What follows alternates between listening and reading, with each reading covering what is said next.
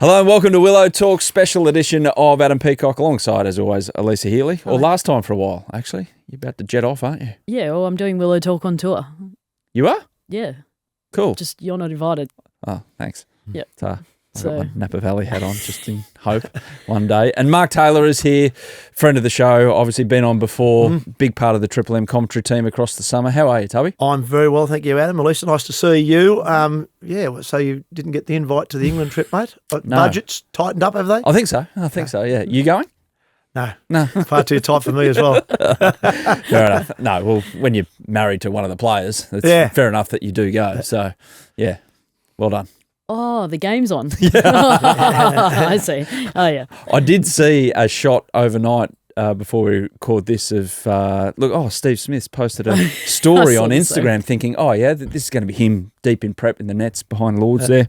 No, it's him literally on a beach playing a golf shot, which he shanked off a Scottish golf course maybe. Right. So, yeah. Prep's going well. Prep's going well. I thought it might have been in New York with him at a baseball game or something like that. I think he was practicing his cover drive off the tee and then he was practicing his recovery from the beach. Exactly. Yeah. Great episode ahead because we're going to chat about the IPL. Our dear friend Hads, who's winging his way back to Australia right now, unfortunately missed out in the final. His Punjab Kings 11 beaten by RCB, and emotional scenes. Virat Kohli finally winning a T20. He's wanted it since he was a little boy, Virat Kohli, and he's done it. He's got his title with RCB. We'll talk about the World Test Championship final. It's starting this time next week, and we're going to ask one man who knows what it's like to open the batting for Australia. Who should open the batting for Australia? So we'll plant that in your mind, Tubby. And we want to hear some of your best stories playing South Africa, because just when you were in your heyday, they came back into international cricket, which was great for international cricket, wasn't it? Yeah, at the time that they got back in. Absolutely, and they were very tough opposition as well. They didn't sort of come back in sort of underprepared. They were ready to go. Those first couple of series, I think it was the World Cup where it all started, and then when they came here in 93-4, and we went there, 1-1 in both series. Really tough series. Good cricketers, very good fielding side, and as it proved in both those 2-3 test series, tough to beat. Good blokes? We found that out. I'll tell you some stories about that, actually. Particularly one, Brian McMillan, comes to mind every time I talk about South Africa. Brian McMillan was this big guy, you know. We didn't really know how to take him first up. You just saw him as like a big second rower, should be playing for the Springboks, and bowled quick, liked a bouncer, batted about 4 or 5, good all-rounder. But we didn't know him. We thought he might be just one of those guys who's going to hate us. Well, it took us a while.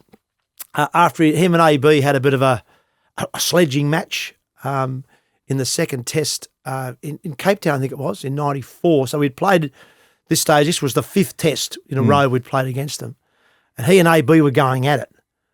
And when AB came off the field, 50 not out or something like that. We all patting AB on the back, and you showed him, and we said to him, what was going on out there? And he said, a bit of usual stuff. And he said, but he said he was going to shoot me. And when he said he was going to shoot me, he lost me. I said, well, how's he going to shoot me? Well, with that, the doors of our change rooms opened, and there's Big Mac with a gun, which he'd borrowed off the guy at the door. And said, where's Border? And we're all like, oh no. So I was vice captain. I said, there he is. Off the beard. Thought, chance to maybe captain Australia. But mate, we thought this guy is mad. We thought he was mad. But sat down, put it down, got a couple of beers out, and we realised then and there that he was a good bloke and loved the beer, loved the competition, as we did. So, but it took us a few tests. Opposing player ever greeted you at the door with a gun? Well, I was just thinking, can you imagine that in the current game? That would never happen. Instead, we try and punch on in the walkway when we play South Africa from memory. I don't know. I just watched that one. I wasn't there. But, Yeah, no, nothing like that's ever happened. That's a shame. Interesting. We can't rule it out, though, in the future. Well, now that I've got the idea. That's it. Just ask the security guy. It's not that hard to get. They hand them over pretty readily. I think they got a taser nowadays. That might work. That'll do. Yeah. That'll do. And we've got our secret cricket club fired up to ask some questions of our special guest as well. So those bonus questions coming later in the podcast. Make sure you follow us on social media. Just search for Willow Talk Podcast on Instagram and TikTok. And if you want to see our faces, head to Listener Sport on YouTube. Hello to everyone watching. Let's talk IPL off the top and heels. They've done it. RCB Yay. get the title. You're actually happy for them. We're happy for Hoff, obviously. Josh Hazlewood played a huge part in this title win, but overall this franchise has been through what to get to where they are right now, which is still probably on the gas. Well, they've been through everything, and I'm more excited that RCB won so that their fans can finally just settle down. Yes, we've got a trophy. They've won the WPL, and they've now won the IPL, so they finally got 2 trophies in the cabinet. For someone like Virat Kohli as well, I loved his comments after the game as well as a little swipe about how it ranked a lot less than Test cricket, which was really interesting. You can read into that as much as what you want, but really happy for that franchise to finally get over the line after a lot of heartbreak over the years. But it was. I'm sad for Hads, don't get me wrong, and I think we were rooting for Hads the whole tournament just to get the Aussies one up, but I suppose everyone's second favourite team, RCB, got it done. Yeah, unfortunately, Tubby, it means our post IPL celebration with Hads is that I think the bar tabs chip down a little bit because they miss out on the bonus or anything like that. But it's an incredible you watching it from afar. How do you comprehend the IPL? Because it is just an extravaganza that's so far removed from what we know traditional cricket to be. Well, it is, and I'm more caught up in yesteryear. If I'm being absolutely frank, I'm a bit like Virat Kohli. To me, I keep an eye on the scores from the IPL, but I'm not sitting up there religiously watching games of cricket. Even this final, I'm not going to get up and watch the final. But I'll get up and watch a bit of the World Test Championship final. That's how I view cricket. There's no doubt it's a juggernaut, the IPL. Massive business, massive eyeballs right across the world, and obviously particularly in India. But to me, it's almost the game is all too short for me. I like something you can digest a bit slower, understand a bit more, whereas I just see things like the IPL and probably T20 cricket in general, just a snippet of the game, just that explosive, athletic, powerful arm of the game, without the subtleties of the game, and I'm more into the subtleties.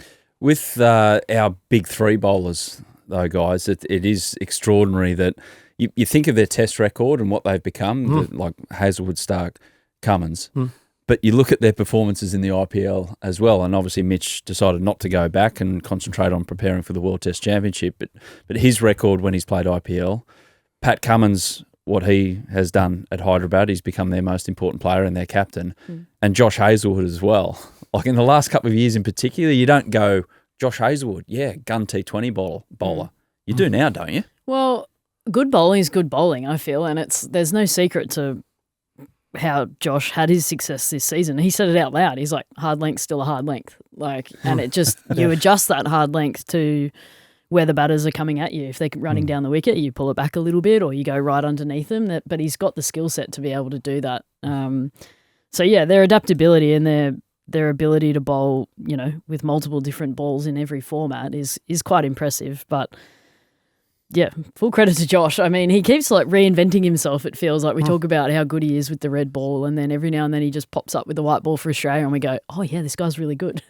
So he's just done it again in the IPL. And I think all our bowlers have done that. Obviously, Alyssa's not going to say it, but Starkey's been like that. There's times where Starkey, because of his pace and in the way he bowls, he can go for runs at times because there's so much pace on the ball. Thick edges go flying for 4, and you grab one isolated game, and you could say the same thing about Josh, where all of a sudden they go for 10, 12, 15 and over, and you think, they're test bowlers. They're just test bowlers. But as you've rightfully said, a good bowler's a good bowler. That doesn't mean every day you're going to bowl 4 overs of T20 cricket and take 1 for 24. You're going to have your days where you go for 50 or 60. It's that sort of game, particularly on flat pitches, small grounds. But I think good bowlers will work it out, and Starkey's worked it out. He thought, right, okay, my job is to get wickets. And if it means I do go for 40 off me 4, if I get 4 of them doing it, they're not going to make 200 plus. But it takes people like me, us older blokes, time to work it out sometimes because we think you can't go for 40, you can't go for 10 and over, but you can if you get 4 wickets. Yeah. And that's what Starkey's done really well. Well, yeah, Josh in this final, so you look at his figures, you go 1 for 50 plus. Oh, he copped some tap, but actually 22 of those runs came off the last 4 balls when Punjab could not win. And the RCB fielders were like waving to family members in the crowd saying, how good's this celebration going to be? So that's they how... were just saying, could you buy that unit on overlooking so-and-so? And imagine what the bonuses are for something like that. Because those owners over there love success. Oh. Like they love being involved in something that's big and grand, and that's why they're involved. But like, you know how... You want an emotional owner in the 12 hours after to just make ridiculous promises to you with bonuses and things like that. So. Well, they've been banking that cash for 18 years at RCB, so surely it's earned a bit of interest so they can spread it out amongst the group. But yeah. So Virat said that about Test cricket. I missed that comment that he said, it's not quite. And get your take, Tubby, on what happened with Virat. We mentioned the other day, it's just something weird that I reckon is a story for another day about him and Gautam Gambhir and that last tour of Australia. Well, now I'm worried that it's AI again after our conversation the other day. But yeah, he was like, this ranks like really highly in my career. Obviously, he's waited so long to lift an IPL trophy, but he said it's still 5 steps below Test cricket, like in his ranking of the game of cricket, which I found fascinating that he would bring that up in a post-match interview. So it just seems like there's more to it, and we may never know what the truth is, but yeah, maybe in his own mind he wasn't quite done. Yeah, it was interesting. I think, like a lot of cricket fans, I was disappointed with Virat last year because I always greatly admired Virat and was a fan of Virat's. I was lucky enough to interview him many years ago when he first came out as captain, and I was doing an interview with him at the Adelaide Oval for the Nine Network back in those days, and we had about a half an hour time slot, and I had this massive big interview set up, a bit like this, cameras everywhere. And about 25 minutes into the interview, the PA system kicked in around the ground at Adelaide Oval. That just made a hell of a racket. And I had a handful of questions left, 3 or 4. And we had to stop the interview. And he sat there in his chair, and the media manager for India got up and sort of said, come on, we're out of here. And Virat sort of got up out of his chair, and I sort of got out to say goodbye. And he looked at me and he said, Mark, have you finished this interview? And I said, no, I haven't finished the interview yet, but I understand you've got to go. He said, no, we're going to finish this interview. And I said, oh, thank you. So we got the PA settled down. He sat back down and finished off the interview because I think that was great respect to me, but also to the game of cricket and the game of Test match cricket. And he talked in that interview about his love of Test cricket, how he looked forward to the competition of playing Australia. This was the pinnacle. Play Australia in Australia, and if you can beat them, that's the pinnacle. So that's the Virat Kohli that I always remember. I actually introduced him to my daughter once. She was 17 and said to my daughter, you can marry him if you like. This is before he was married. And she was so embarrassed. But that's what I loved about Virat Kohli. And last year I saw a different Virat Kohli. I saw an angry one, and I've never seen an angry Virat Kohli. I've seen a highly competitive one, and I love that about him. But I always saw the gentleman, and I think that was him. I think last year we saw a different Virat Kohli, and I said a month ago in an interview, I think it is time for him to retire, and he did, because once you get angry, you've got to get out. Yeah. And I think he realised that. And did you get angry? No, I think I got out before I got angry. Yeah, I think if you can do that, it's even better. But if you start getting angry, you're gone. What if you've been angry the whole time? I was just leave it hanging and you can hit it there, Heels. Yeah.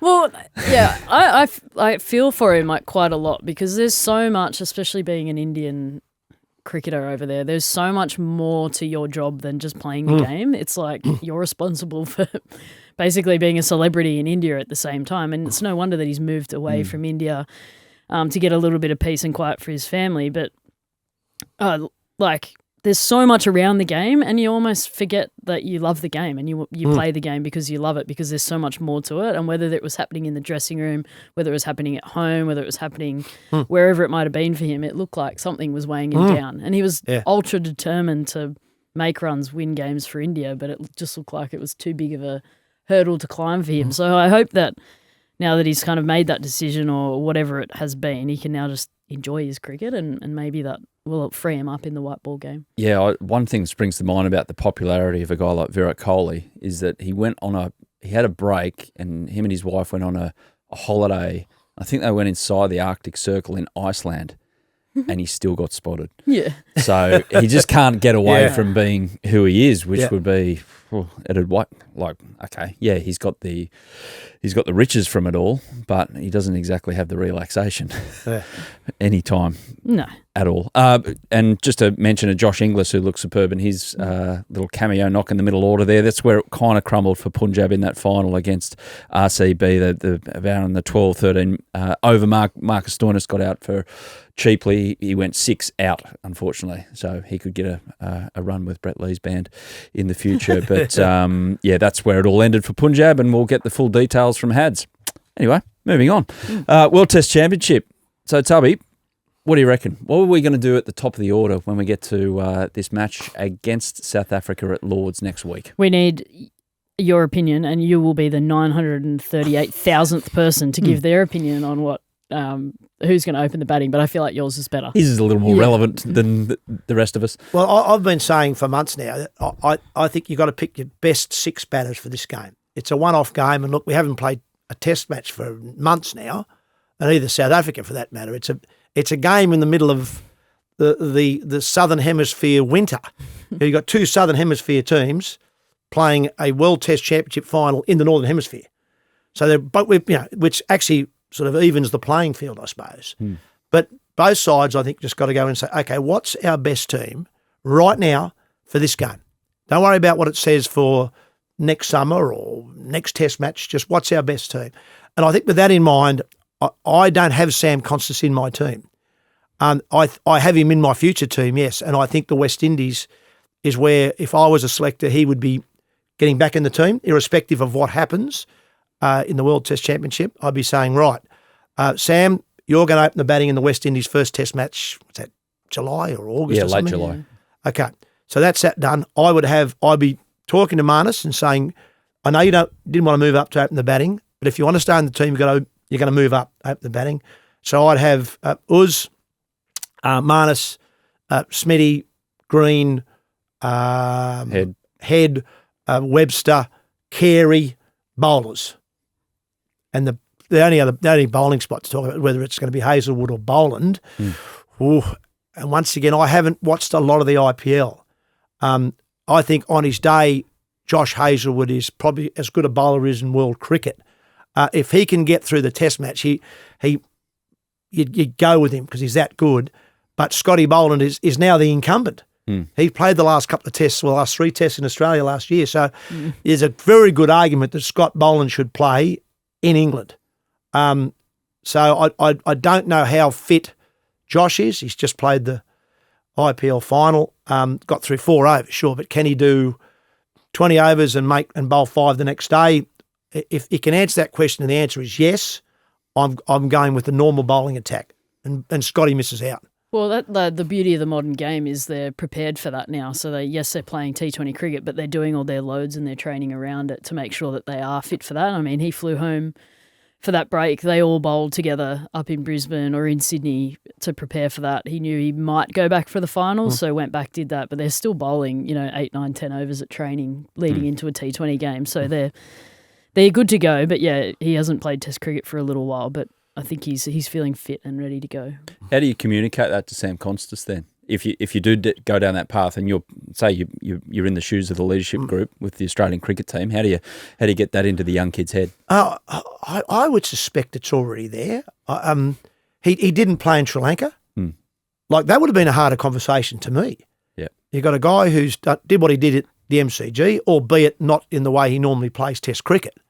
So that to me is a little bit of an aberration at MCG. Everyone was excited about it, as we all were, but it wasn't the way Sam Constas normally plays. So, and I don't think you can bank a 100 Test career on that. Sam's going to have to work out how he wants to play Test match cricket, which I suspect's more like how he got into the Test team, which is in a far more orthodox fashion. So not playing in Sri Lanka was a bit of a blow. And looking back, that was the opportunity if Australia wanted to make a bit of a stance you'd have played Sam, and then you decide on whether Uzi opens the batting, because he didn't have a great summer. And they could have said, well, if we want Travis Head to open, put him in there with Sam. And then Uzi comes back for the final of the World Test Championship.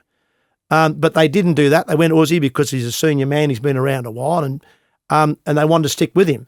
So having done that, now Sam's not an incumbent. So I would be saying exactly what I've said on Willow Talk here. Just, mate, your time is the West Indies. You're here. Just get ready. West Indies, you've got 3 tests. Get ready. You nail them down. You're opening the batting in the Ashes. And then your career's up to you. Is there a point in time you think that there would ever be fluidity in that, like, whatever, right through the order, depending on where we're going?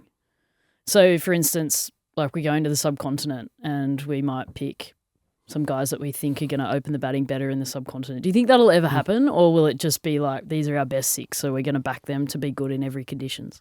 I think that's happening a little bit now. Right. I think that the Sri Lankan series was a good example with Heady. Yep. Did well last subcontinent series, so let's go up. Let's go up there again.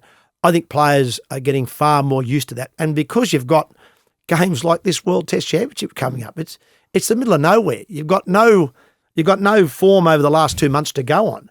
I actually before I came here today and looked at the South African side. I thought, wow, when was their last test? Who did they play? Because that's where we're at. Like normally, you go into a main game like this, and you go, right, we know him, all their batting order, who are their dangers. With the South African side, I don't really know that.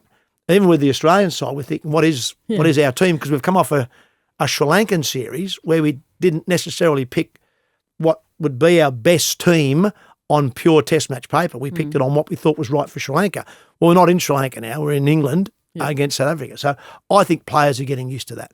Yeah, and you look at the men's team schedule up until about February 2027, and there's a lot of test match cricket on the way with the tour of West Indies. We play a little bit of an Ashes series, which no one's talking about. Tickets went on sale this week. Hardly anyone went onto Tic-Tac and try and get it. Crashed the site, of course, on your Tic-Tac. Thanks for that. And then they go through and all the way through to an India series in India, January 2027 or February, I think it is. So it's a massive, massive period.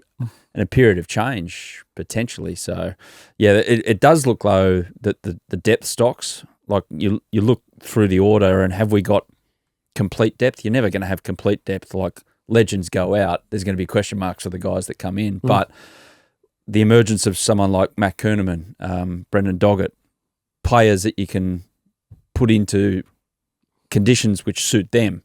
Like imagine Brendan Doggett, the way he's bowled in the Shield the last couple of years. In English conditions, it's going to cause havoc. Surely. Yeah, and there's no doubt he'll get his opportunity too in the next probably year or two.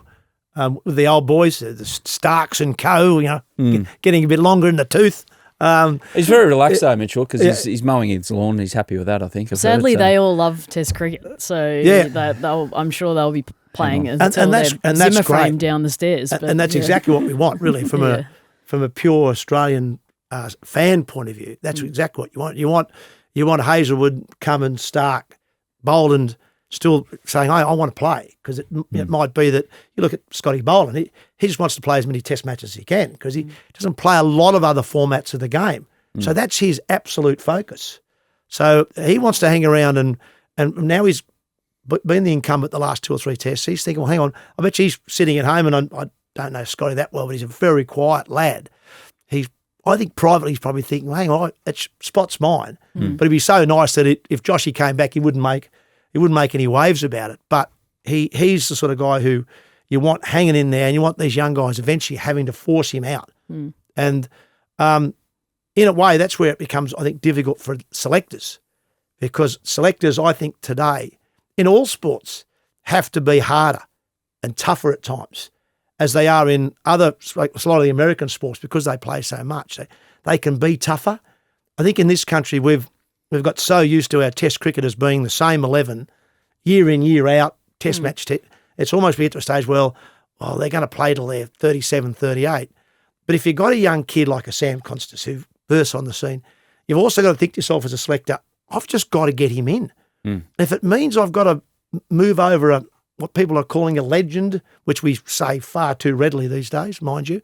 But you just got to do it. You just got to go. He's got to come in, therefore someone's got to go out. And I think selecting has got to get a lot more like that. You going to be a selector one day, Heels? No, but sitting here as a 35-year-old, that's really hit home. Thanks. Thank you. Hey, before we get to your memories on South Africa, your take on what you're expecting from England against India in England, which is just around the corner as well. Now, that's a series I will be keeping a fairly close eye on because obviously England are coming here later this year as well, so it'll be an idea. I think England will be a lot better than what we've seen in recent time for them. They've struggled a little bit in Test match cricket. But I think their side is coming together, but a lot like many of the sides in world cricket at the moment, it seems to be on the back of some good bowlers coming through, that they're finding more and more good quicks coming through. So the bowling seems to be getting themselves sorted out. They were all worried post Broad and Anderson that they'd have no attack, but I think there's been a lot of guys sort of waiting in the wings, as is often the case, to grab an opportunity. So I think their bowling will surprise a few people in Australia. Their batting will be their worry. As I said, that seems to be a bit of a common theme for sides around the world at the moment. The batting has just got, in a way, conflicted by everyone wanting to play T20 cricket and score quickly. That sometimes it's tough. Test match cricket when it's zipping around to keep your spot in. But that won't change. No. So you might find that test match cricket will get shorter and shorter. That you'll have, scores of 300 might be really good in years to come if they keep putting out wickets. Are doing a bit. The ball's got a bit more in it. Bowlers are still very good, and yet batters want to score quickly. More opportunities will be presented. Well, I'm interested to see what the wickets look like in that series because it's been very dry over there already. The wickets are flat at the moment. We've seen it in the county cricket, but also the white ball cricket they've been playing over there. They're flat, small grounds. So, and then what will England want? Will they want to spice up the wickets? Does that give them an advantage? Not so sure. They've got a lot of injuries at the moment in their bowling stocks. So how do they give themselves the best opportunity to win that series? It might be with flatter decks and know that their batting is going to be strong. But then you got Jasprit Bumrah to worry about. It's actually going to be just really fascinating to see how both teams go with a little bit of change and some uncertainty all of a sudden. We'll see how Jasprit the unplayable goes. I reckon he's got 3 tests in him. I don't think he'll play all 5. That's just throwing it out there. Crystal ball. I don't think he'll play all 5. I reckon he'll play 3. And I reckon he's going to have massive impact in those 3 to get them over the line. And he's every chance to as well. We're off to a short break on Willow Talk. We'll come back with our special guest, Mark Taylor, and talk about his memories of playing against South Africa during the 90s. Man, there's some stories. Look at that. On the rundown, there's Shane Warne v. Daryll Cullinan. That and plenty more after this. Here with special guest Mark Taylor on Willow Talk. Friend of the show, obviously, Triple M cricket. But back in your playing days, Tubby, so South Africa come back in. Nelson Mandela gets released from prison, and then that opens the doors to South Africa once again in world sport. This is the early 90s. It's a fascinating time in the world, plenty going on. Heels is learning how to walk. Yeah, the Berlin Wall's just come down. The world's opening up, changing, rapidly evolving in South Africa. You get to play them in cricket. So you mentioned at the top that first series you played here in Australia, there was that dramatic game at the SCG where unfortunately we got skittled for 111, chasing not many more than that.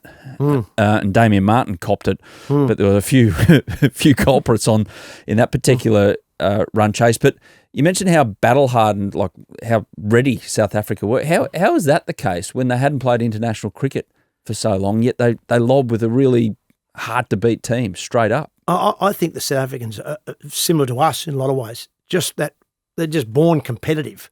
And so even though they'd only been playing their own sort of shield cricket over there, I can just imagine it would have been hard and fierce. So when they got a chance to represent South Africa, none of those players, would have come in thinking, well, we're just here to make our way back into world cricket.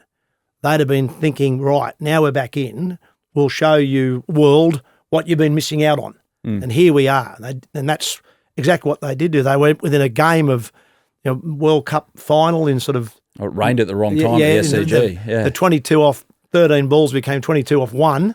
So that was the thing that sort of knocked their chances around big time there, obviously. And then they came here and first test match in Melbourne rained for 4 days. So we had had this draw. And we're thinking, oh, okay, well, they've got this guy Donald, who's quick, and Farney de Villiers, and I think Craig Matthews might have played. I mentioned Brian McMillan. And they had Kepler Vessels, these sort of old heads around the place, the Kirstens. So they had these old sort of heads around who could play.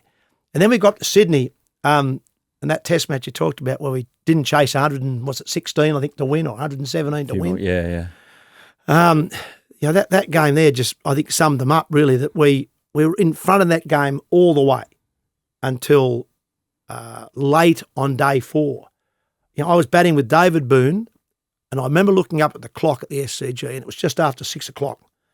And we were 1 for 50, chasing, well, it was 117, but there was a handful of overs to go. Booney got out. Tim May, I think, came in as night watchman. He got out very next ball. And all of a sudden, even the crowd was sort of, oh, hang on, what's going on? Then I got out a couple of overs later. And all of a sudden, we were 4 for 54 at stumps. But we kept telling ourselves, oh, look, we're 4 down, yes, but one of them's Maisie, who's a night watchy, so we've still got plenty of batting left. AB's at the crease. We only need another 60. And then AB went like first or second over of day 5. And then all of a sudden it was like, oh, hang on a minute. This could get a bit tight. Yeah. And it did. It got real tight. And from Damien Martin, you mentioned him. I personally, for someone in the team, we never blame Marto. Marto got out, caught at cover point or something, but it was all of us. We just didn't do the job. We just didn't get them over the line. But having said that, they played really well. Everyone says, oh, you choked, you tightened up, you did this, you should have done that. It's so easy to say in hindsight what we should have done. People said, oh, you should have played more shots. Damien Martin played a big shot, and then everyone says, oh, you crucified him. Well, you can't have it both ways. You play the way that you play Test cricket, and on that day, late day 4 and early day 5, South Africa were too good for us. On a pitch that deteriorated, they bowled really well. Farney de Villiers bowled a lot of cutters and got wickets, and they were just too good for us for about 2 hours of the game, of which the other 4 days we dominated. But that's the beauty of Test cricket. Yeah, you have one bad session and all of a sudden you're behind the game. Yeah, it's wild. Yeah. Is this an educational process for you as much as anything? Or has Uncle Ian gone through these moments? No, I was looking through the rundown and I thought, oh yeah, all these amazing memories. And I was like 3, 4. I can't remember any of it. I didn't even know what cricket was back then. But good. Finally, my age is coming out. Well, I'll ask some questions on behalf of the youth of Australia. No, but what I love about South Africa is that they're like constantly the underdog, and I feel like that just sums them up there. That they weren't a part of world cricket for a while. They've come back, and everyone kind of writes them off a little bit, and they go bang. And you look at their record in World Cups. Yes, it's like they haven't never lifted the trophy and gone all the way, but they're like consistently written off all the time. But they're always there and thereabouts, and they've got a real fight and hunger about them, and they're really proud. The fact they've made the World Test Championship final. Now, obviously, the story is that they were in the weaker half of the draw.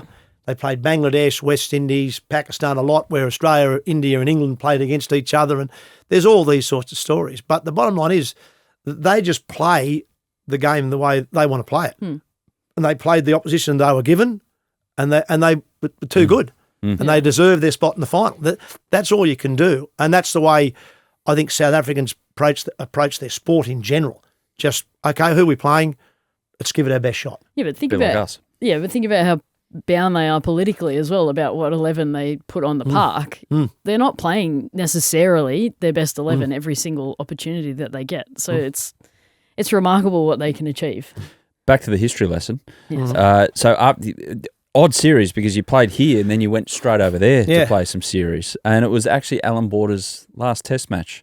Was in South Africa. What, like, AB would hate, I'm guessing here, he'd hate a bit of fanfare about him and, make it about him and this, that and the other. You go, no, we're here to win a test match.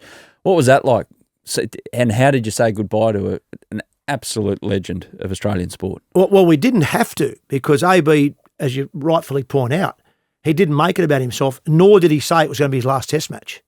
He didn't actually tell the selectors, or he didn't tell anyone he wasn't going to play beyond that until he got back to Australia. I think it was his mate, Paddy Welsh, on a golf course in Brisbane. He said, bring a crew down here, I've got an announcement to make. And that's how he said, by the way, I'm done. That's AB. So he didn't tell us since that. Look, we all knew that AB's time was getting close, but he still typical AB, he's dropped down the order. He's batting 6. He's not being carried by any means. He's still, you ask any opposition team, they'd say one of the hardest guys to get out was still Allan Border, batting at 6. So he made it about everyone else. All of a sudden Steve Waugh's moved up the order, Mark Waugh's come in, all these guys are moving up the order. I've made it in the team, your uncle's in the team. So he's making more about everyone else, and he's sliding down the order and getting some criticism. People are saying, oh, no, if you can't bat at 4 like you used to, you should be out. Well, there's no succession planning in that. And I think AB was always thinking, what's best for the team? And am I still good enough to be part of it? And the answer was yes, because we certainly want him there. And I think every opposition team didn't want him there. So why wouldn't he play? Well, as you mentioned at the top, for a stage there, Brian McMillan didn't want him alive. But But in all seriousness, how did he help you in terms of prepping you for your next gig, which is Australian captain, AB? Or it was just a thing that you learned by watching? You learn, and I think I learned a lot of my cricket from watching, just watching other people, other captains, how they went about it. AB was not the sort of guy who would walk up and say, this is how you play. It was about, and I remember when my first game as captain of the Australian cricket team was a one-day game here in Sydney, where I was 12th man the game before. And AB tore a hammy in the one-dayers in 92-3 against the West Indies. And I came into the side and captained. And I'm thinking, wow, this is going to be a bit of a... Good promotion. Yeah. AB walked up to me and said, Tubby, it's your team now. Do with it the way you see fit. That was it. So I remember we did a lap of the ground at the SCG, and it was one day that should never have been played. We played a 30-over game on a wet wicket at the SCG. Should never have played. Is that the one you took the catch behind you? I was man of the match, and I made 4, I think. No, it wasn't 4. But you remember that catch? You've surely seen it. I've seen that one. I think it might have been. I think I made 9. I know I didn't make double figures. Man of the match for catching. Match did not make double figures as a batter, but I got 4 catches. 30-over game. We made 9 down. We weren't bowled out for just over 100. So it's 3 and over. Yeah. And they never looked like getting them. They're all out for 87, I reckon. And I got 4 catches. And we just attacked, just had to take wickets. It was a wet wicket. It was a grade wet wicket. That's what it was. You shouldn't have played an international game on it, but we did. And I remember we did a lap of the ground at about 3 o'clock in the afternoon. We're thinking, it's wet. And the umpires are mulling around out in the middle. The crowd start coming in. We're thinking they shouldn't be coming in because we're not playing. And then you could see the pressure was building on the umps and everyone to play. And we called into a huddle. And I actually just said to the guys, oh, look, lads, I'm taking over for a few games. AB's torn the hammy. They just, I'll just give it my best and hope you come with me. It was very simple. That's all I said. And Mike Whitney, I remember he always said to me, Tubby, the fact that you called that huddle and just said a few words, that just lifted the guys. I thought, wow, I didn't say much. But, I remember we'd always said that was really inspirational. And I didn't think it was inspirational at the time, but the fact that I suppose I just grabbed the side and said, just I'll give it my best and let's see how we go. Is that how you're going to roll? There you go. Next, Annabelle or whoever it is, your team. Good luck. See ya. Go. I'll just slam the door on the way out. Good luck. Was that similar to your story from when you got the gig, or little different? Like Meg wasn't there, so it was kind of like, here you go, and then do it for interim. Hopefully Meg comes back. We all hope Meg would come back, but then obviously when she didn't come back, then it was a bit more like, okay, this is your side to try and do something with. For that time. So the filling in the interim stuff's like harder because you're like, oh, how do I put my stamp on this? But then if AB does come back, then what does that look like? So it's tricky. So it's almost the apprenticeship is done subconsciously rather than actually actively. It's really weird. Hey, back to you playing against South Africa. So flip forward to 97. It was a great series as well. You won on the road 2-1. I think this is when Uncle Ian did something quite special at the end of a test match. Yeah, Port Elizabeth. Yeah. Oh.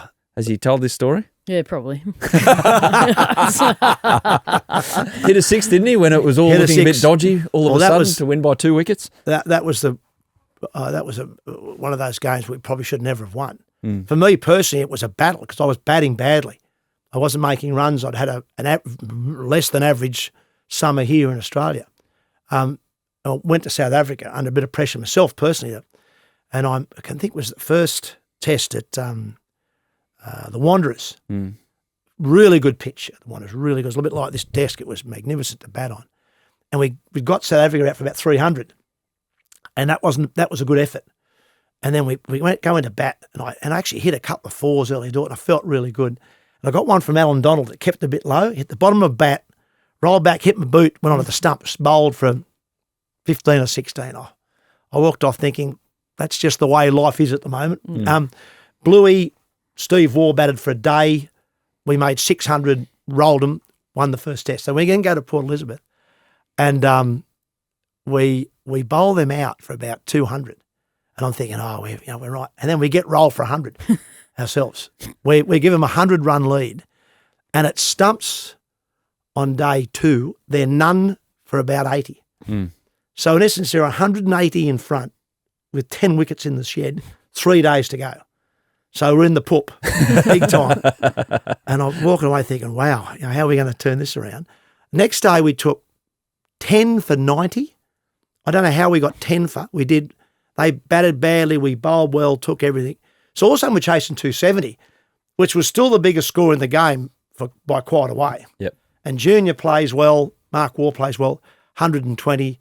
And we're 5 for about 250, chasing 270. I'm thinking, we're sort of there, but you know that we're only a wicket away from. And sure enough, Bevo's batting week with Mark Waugh. He got out. Junior got out. I think Warne got out, run out or something like that. So all of a sudden we're 8 down, and stupid Healy's out there, like I'm thinking, what's he going to do? So Pad up to one. Yeah. So, and Hansie Cronje was bowling. That's all, and we're all of a sudden now we're on the edge of the seat. And we're thinking, and we get a few, and I can't remember what it was. Do we need 4 to win or something like that? And Hansie had got a wicket. I think he might have got Bevo. So he bowled himself for another over, even though he bowled sort of gentle mediums. They didn't bring Donald back, or they could have brought one of their quicks back, but they didn't. He kept with himself because it was just doing a little bit. And he bowled this ball to Heels, and he picked it up, and we all went, and then we saw it and we went, wow. And then we're up, I think I left Heels about 4 a.m. the next morning. That was a big night, that. But that's where also, going back to the... No wonder you lost the third test. Yeah. Going back to the South Africans and Brian McMillan. Yeah. That was one of the best nights I'd had with an opposition team. Oh, really? Because they came into our changes. Now, Port Elizabeth, it's not the biggest ground. The change rooms are very old English. They were small. But a lot of their guys came in. I remember, once again, Brian McMillan, Big Mac, as we call him, came in with beers and that, and we'd just beaten them in a really close test match that they should have won. They were dominating. We win the series. We're done, and they came in and we must have had, half a dozen beers with them. Just sat there for a while, chatting about the game. And I thought that was terrific looking back. That made the night. Yes, we celebrated on afterwards, but just the fact that they came in when they would have been bitterly disappointed because they end up winning the third test, as you say. They win that test, they win the series. And it was the way it was around that time. We were 2 very good sides in world cricket. But we just, at that time, seemed to win those little 1%ers. We did better than South Africa at that time. Makes you think then back to the last Ashes series where Australia knocked on the door of England looking to, hard-fought test series, as controversial as it gets in recent memory. Blanked. Didn't want to know about them, which is sad because you talk about that 20, 30 years on. It's like you still remember it so vividly. Yeah. The history lesson continues here. What does the name Daryll Cullinan mean to you and a younger generation? Hard to say. Yeah. That's Cullinan. Yeah. Not that hard. It's hard for me to say. But. Well, he at the time, Tubby, but my memory, if it's correct, he'd go down as one of the more stylish looking number 4s in world cricket. And he came in with this pretty big reputation. He's their next big thing. He's going to make so many test runs. Yeah. So this gets put across the desk of one Shane Keith Warne, who decides to go after him over multiple. They had some. I remember it was huge. Yeah. Before every series with our South Africa, how is Warne going to go after Cullinan? Was it real? How real was it, like that Warne targeted this guy and decided to make life very hard for him? It became real. And I think, I think that Daryll was his own worst enemy at the time. Because, yes, young cricketers who can play, and I think he'd made a 300 in their domestic competition. So all of a sudden he'd come with this huge reputation that he was going to be the next great thing to come out of South Africa. Or should I say the first great thing to come out of South Africa post their exile, because he came in 93. So, yeah, we didn't know anything about him really, apart from he had this great reputation. So he came here, and then the first thing that happened is we realised he could not play leg spin bowling. He couldn't read Warne at all. Slight issue. Yeah. But if you think about South Africa back then, I don't know if they had any leggies playing in their cricket back then. They would have had a lot of quicks, a lot of medium paces, and I dare say a number of finger spinners. But they wouldn't have had many wristies playing. So all of a sudden he's got Warne at the MCG and places like that to combat. And all of a sudden he's not reading him at all. He's not watching the ball. Warne's bowling him the flipper, and he was the guy that became the king of how badly to play the flipper. Because he wasn't watching it. Warne's flipper was not unpickable. And if you played against him enough, which he did do, you could pick it. You still have to play it. But even after a number of test matches, he was still not picking it. So he couldn't have been watching close enough. And I think that just added to the problem that he had. And then it became public. Then I recall a stage where they'd approached Warne to at least put the two together, because there was like this word around the place that they'd actually hated each other. Well, I don't really think they even knew each other that well. So there was an effort made by someone to put Warne and Cullinan together. Well, Daryll knocked it back. My recollection was that he knocked it back and said, no, I don't want to do that. Would Warne have been sweet with it? Warne was fine. Yeah. So, because Warne would have said what he would have said, but he would have gone on the field and just tried to get him out. Yeah. But Daryll, he must have thought that was a way of giving in. Yeah. So he didn't want to do it. And then he just kept playing badly, and Warne kept getting him out just for fun.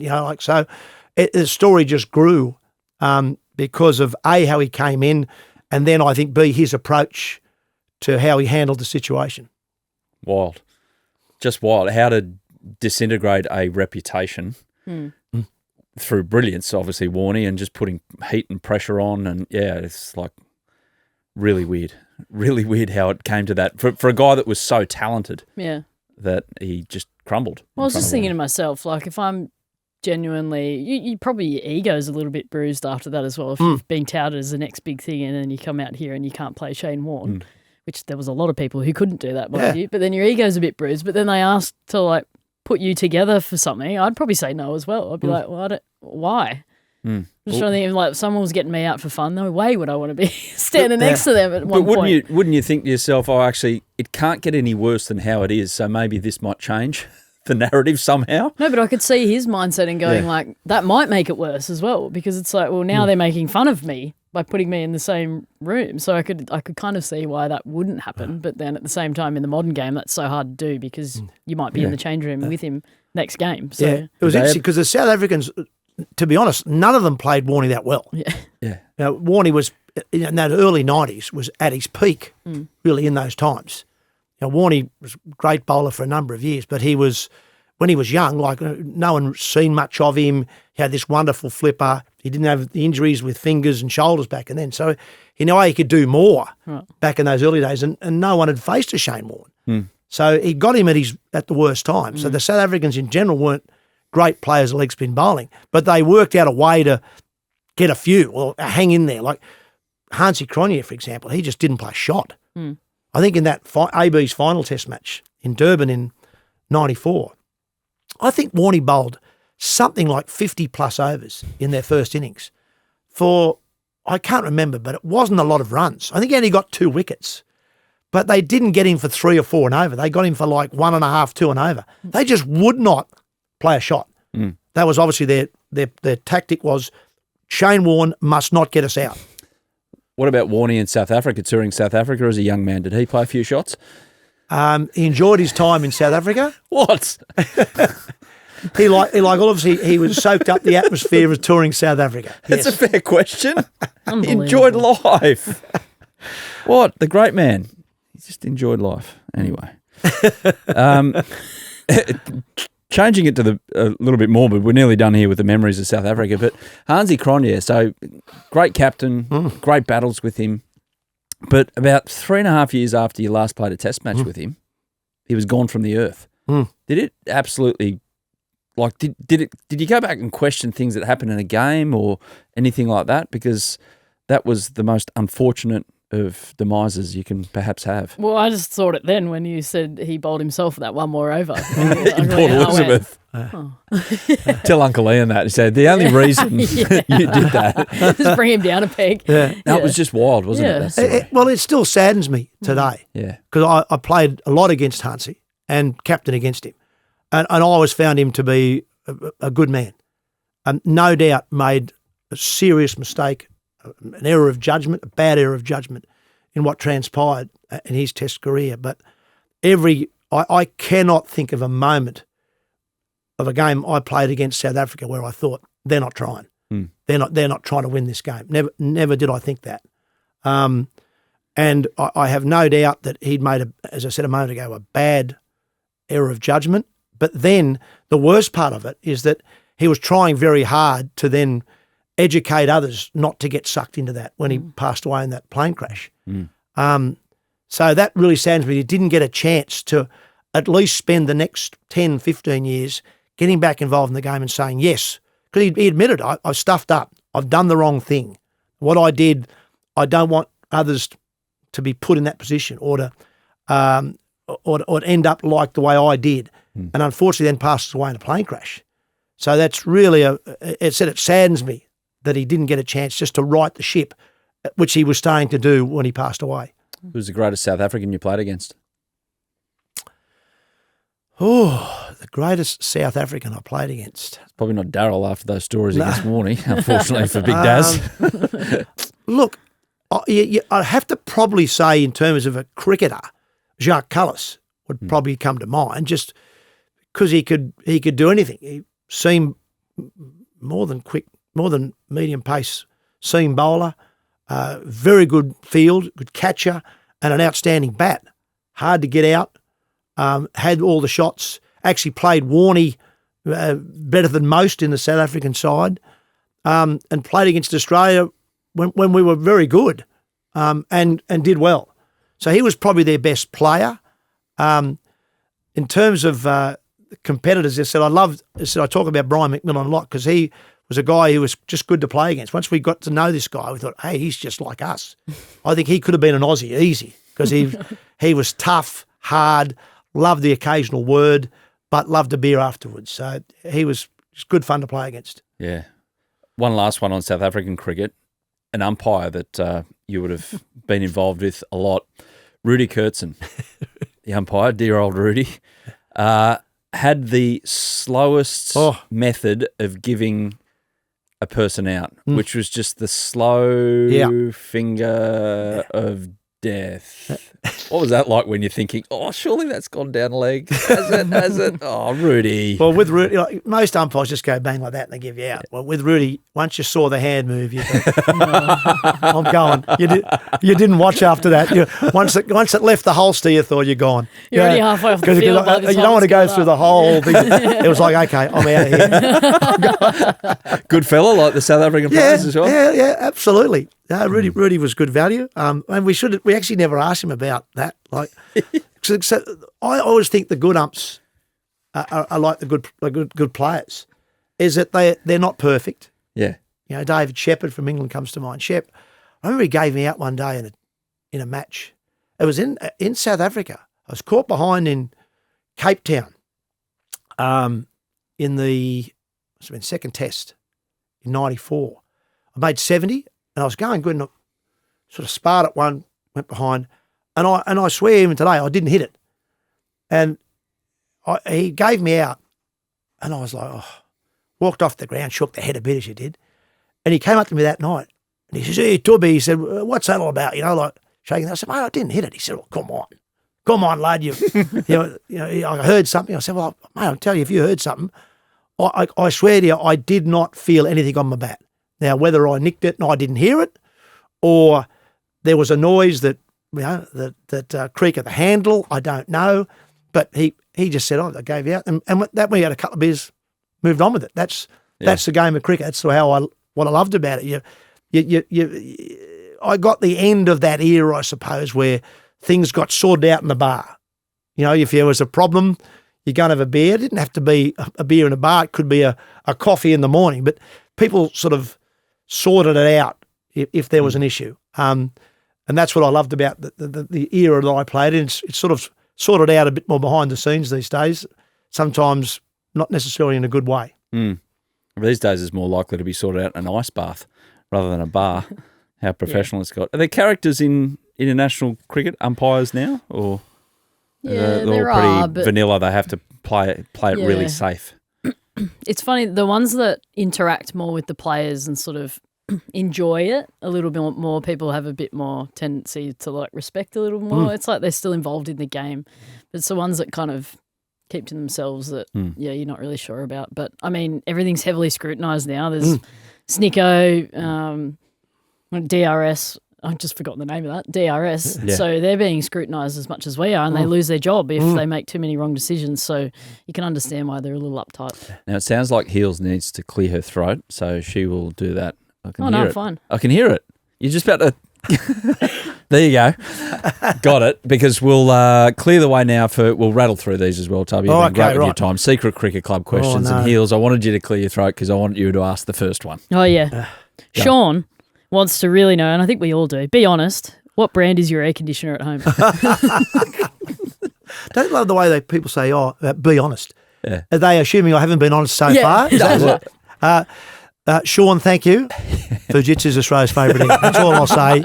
It's been in the Taylor household now since 1998. Well, I was going to say, it's a bit of a silly question because surely part of that is product.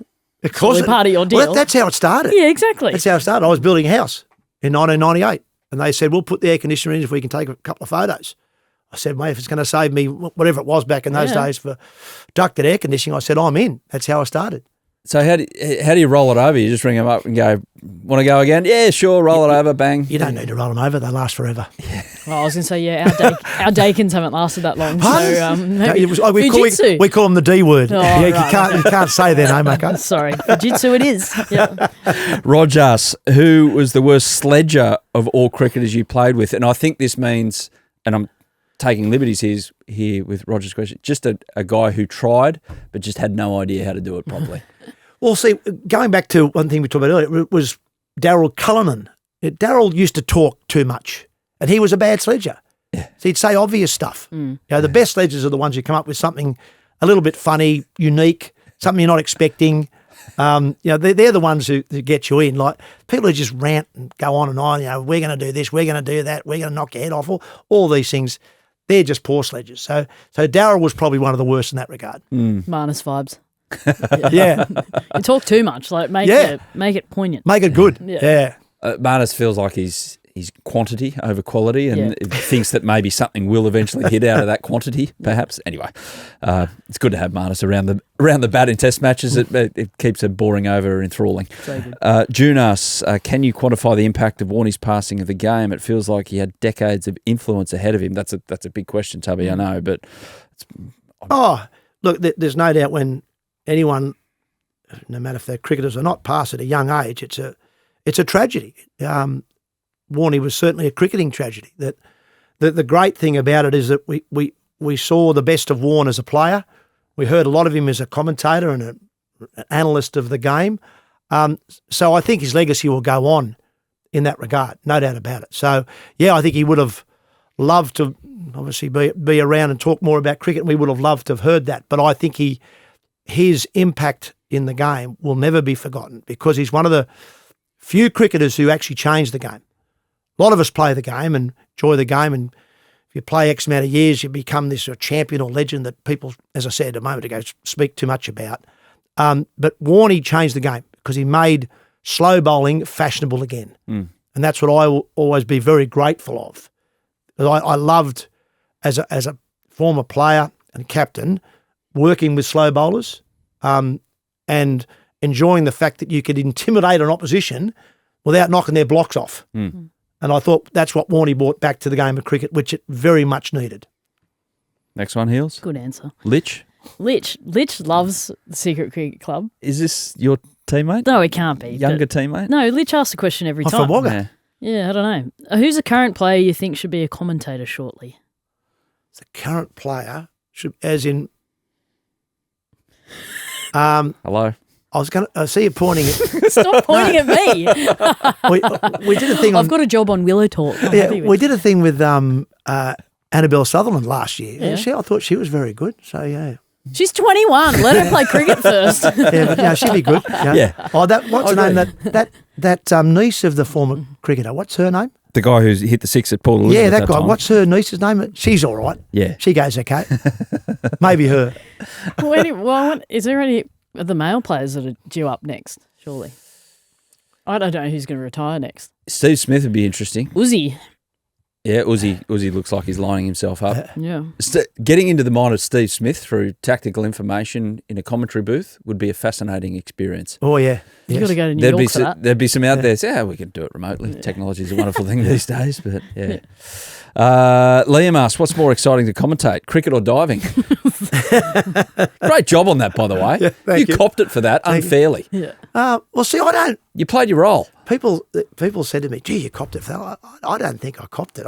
There was a couple of people who didn't like the fact that I was doing it, but funnily enough, I had a lot of people, cricketing people, actually come and said to me, actually, you're okay. and in cricket, that's good, isn't it? As in they're surprised. Yeah, yes, yeah. That's a gold stamp. That's a gold stamp. That's how cricket's always been. If you sort of say, oh, okay, you can do it again. Yeah. You know you've done okay. You know, that's and that to me is better than someone who writes an article and says, oh, what's a cricket commentator doing diving? Well, you could say that about any sport.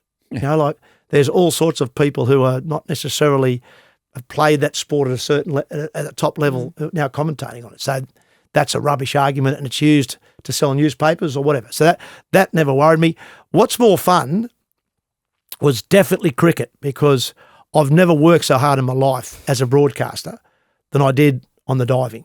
I actually had to go back and do some study and learn names. I had to go on the Olympic website and work out how to pronounce people's names. And, oh, mate, I was nervous. Are you an expert in Chinese pronunciation? And all those sort of European countries, like, there was names like that long. I'm going, oh, my God, this is going to be a real challenge. So I had to work really hard. So it was less fun, particularly the first week, and particularly the very first night, which was the 3-metre women's springboard final, the team's final. And we were a very good chance of winning a medal. So my first night of commentary is potentially Australia's first gold medal. So I've got all this, trying to get all these pronunciations right, doing my first diving commentary, and we're a chance of winning a medal. And our girls are a point off second going into their final dive, and they muff it. And we finished 5th. And mate, I kept thinking, what if we'd have done really well? And we'd have dived well, and the Chinese, who won every medal, they won 8 diving medals. What if our girls had won a gold and I'd muffed the call on that? What if I'd have got it all wrong? The only medal that wasn't Chinese was ours, and I said, oh, what's happened there? You know, so looking back, it was a challenge, which I thoroughly enjoyed, but more the back end of it. Second week was much more fun than the first, because I started to get a bit of a feel for it. I love that he's just explained that, because I remember you came on Willow Talk just before this, because I said to you, what are you up to next? And you're like, I've got to go commentate on the diving. And I said, I beg your pardon, what? But you were stressed. You were stressing so much about that. And everyone who ever came up to me was like, why was Mark Taylor doing the diving? I said, I don't care, but he's putting so much work into that. He's putting time and effort into getting this right. So don't bag him. So I'm glad that you just stood up for yourself. To be fair to Nine, when you have, you've got like those 28, maybe early 30 number of sports that you've got to do now. And they have a decision to make about, okay, what world feed do we take and have generic Jim who's just going to just play it so straight back without our personality? Or where are we going to potentially succeed as Australia and get medals? We need to put commentators on that. I've only got a certain number of experts And to me, no diving commentator in Australia that Channel 9 would have a link with springs to mind. So that's how that would have come about from. And yeah, well done, mate. Full credit to you. And the interesting thing was that I went to the pool. First thing I did, I went to the pool and watched our team dive. And they were fantastic. They invited me up onto the springboards, up on the platform. You jump? Did you belly flop? They wanted me to. Yeah. And I said, well, no that's way. The initiation. I got up there and I looked off that 10 metre. I don't like heights. So I was like, whoa. And I started getting the wobbles. I backed off. It's a joke, isn't it? Yeah, I just said. It hurts when you hit the water too from up there. Oh, I I said, I'm not doing that. But in a way, that made me feel better because they were delighted that I was in it, doing it, because they thought, well, at the end of the day, people are going to might watch or listen because Tubby's doing it, and they'll want him to stuff up. But in a way, at least they're watching, and so it was more about the diving and less about me. All I would have said was, "Ooh, no splash." Yeah, that's it. So well done, you. The countdown is on for Milan Winter Olympics and Mark Taylor commentating the curling. We're looking forward to that. Yes. What's that? That's where they use the brooms, isn't it? Yeah. Is that the one? Yeah. So it's a bloody fun sport, actually. So good. Yeah. I was thinking more bobsled or something like that. Okay, yeah. That'd be good. Well, Bit of that's action. a bit of a high aim there, Tubby. Come on. Well, no, we'll plough through these ones. Noah asked just quickly, Tubby, I think I know the answer to this one. What's your favourite moment you've ever commentated? It surely happened at the MCG with an aforementioned Shane Warne involved. Was it something else? There's a couple. There's a couple? So you have to throw Siddle's hat trick in. Oh, yeah. On his birthday. On his birthday. The Gabba. Yeah. Warnie's 700s. Probably just pip it. But that was more just to be that caller of that moment. But Siddle, the hat trick, it's just the lead up and the fun we had with that. Mark Nicholas on one side of me and Warnie on the other. Just the banter beforehand. And then just to lead into that. It was just a fun moment to be part of. Ollie, who's your biggest mentor? I'd say in terms of commentary, I was lucky. I had probably 4 mentors in Richie, Tony, Bill and Ian. The big 4, we called them at Channel 9. The big 4. There were when Heels and I, and I mean Ian Healy and I joined as the little 2 to go with the big 4.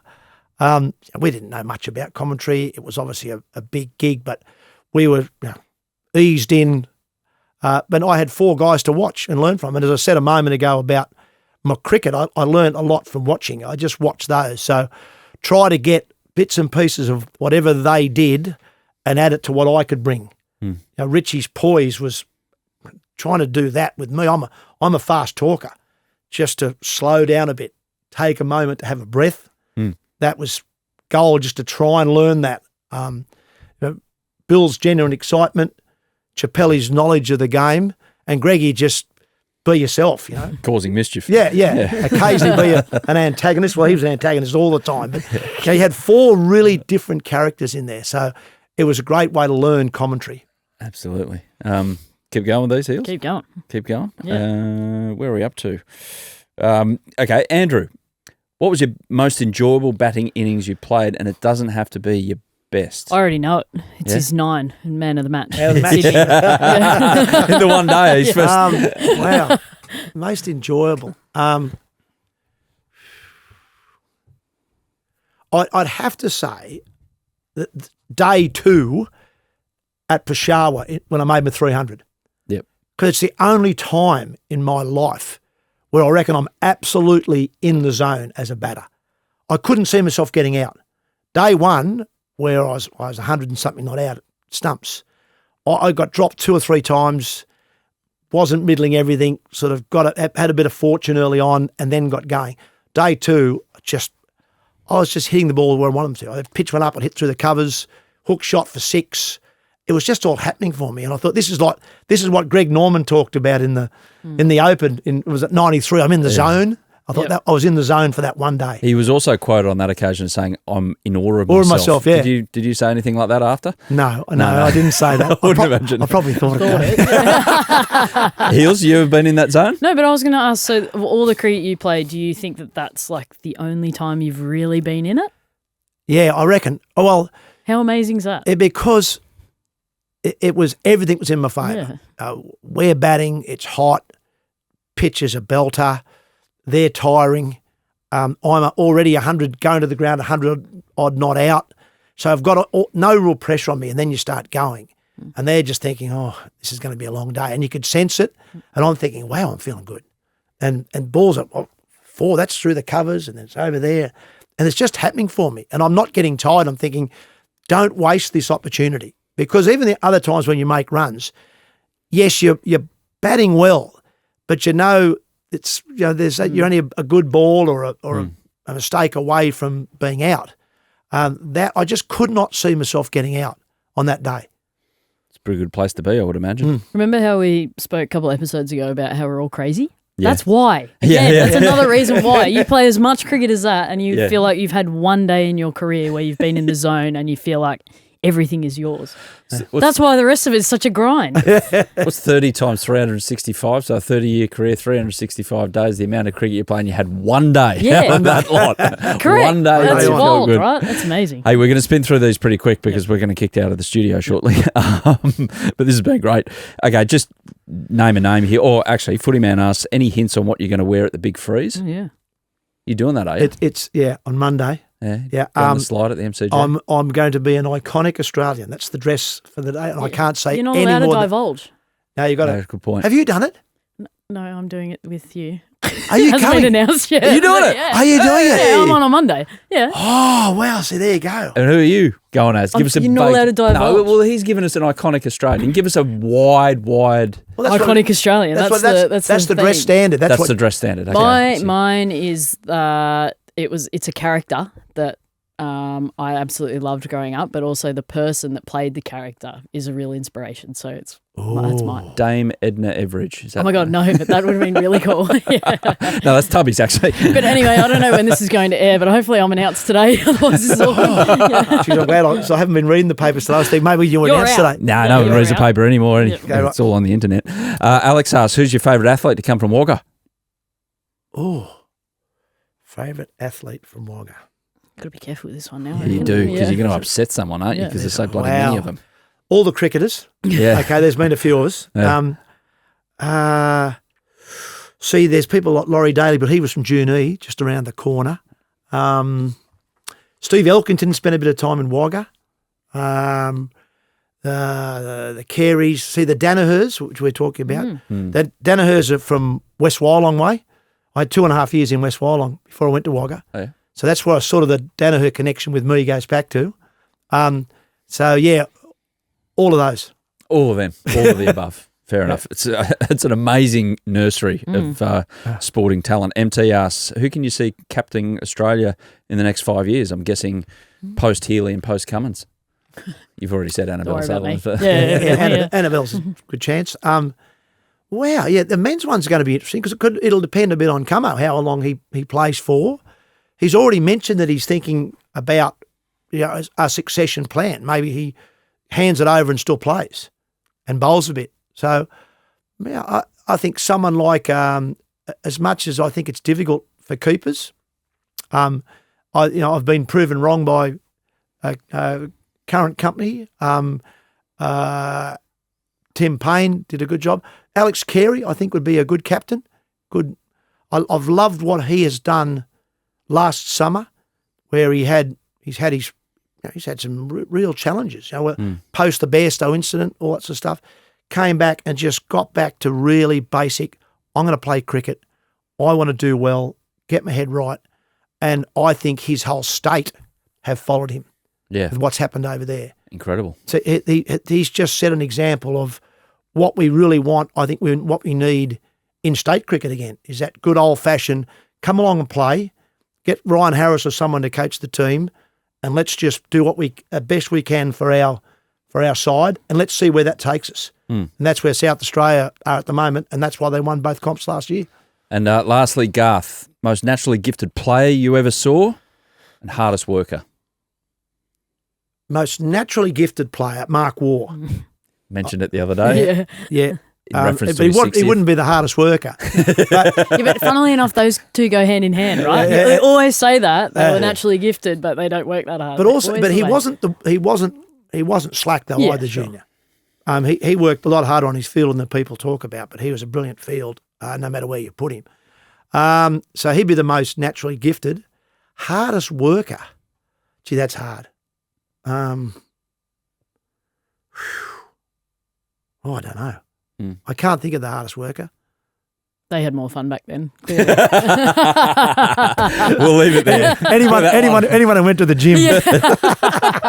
Michael Bevan is the first one that ever went to the gym. Yeah. Mark Taylor, thanks so much for Pleasure. dropping by on Willow Talk and giving us those memories. And Heels, I don't know, you can be the judge there. What did you learn?